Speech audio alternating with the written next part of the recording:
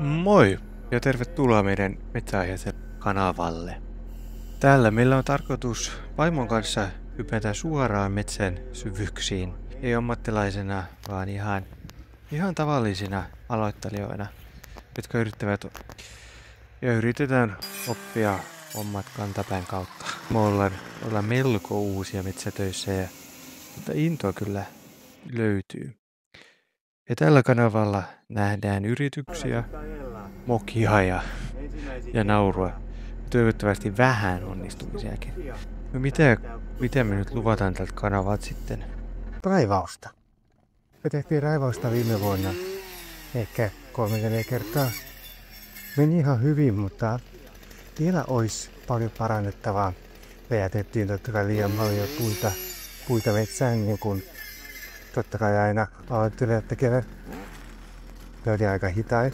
Me mietittiin liian paljon, että otetaanko toi puu vai ei. Ja siihen meni sitten yhtäkkiä 5 minuuttia ja olisi pitänyt vaan kaataa ja lähteä jatkaa matkaa. Sitten taas tullaan korjaamaan puita motojäljiltä.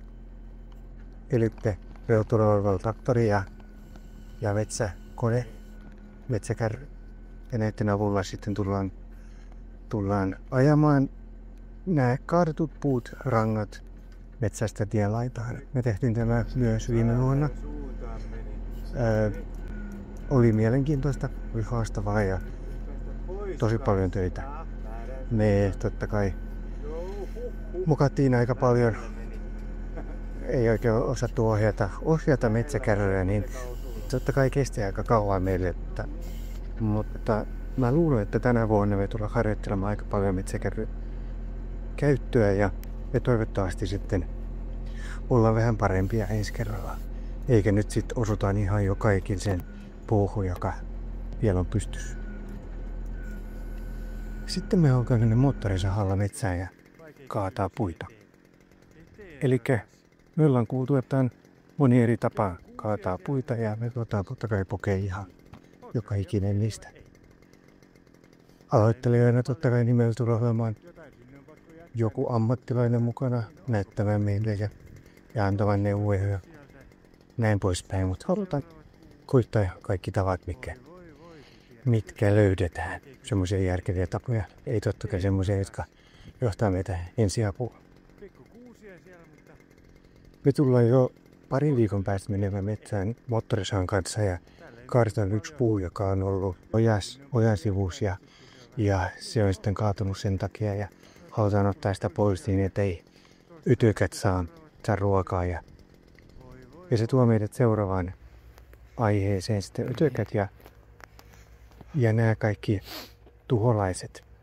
On hyviä ytököitä, se on huonoja. Me halutaan tietää niiden ero, tunnistaa miten me löydetään niitä ja totta kai miten me pysäyttää. Yksi tapa nyt on niin kuin parin viikon päästä niin mennään korjaamaan pois tämä kaatunut puu niin, ettei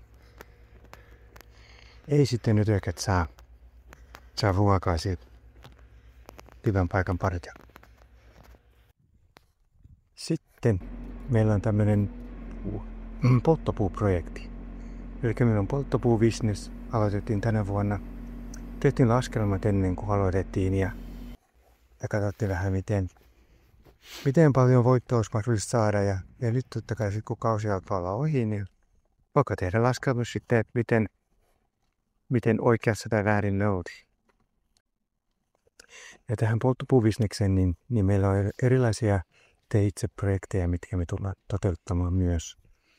Eli me tarvitaan kippikärry, mutta meillä on vain tavallinen vanha pieni peräkärry.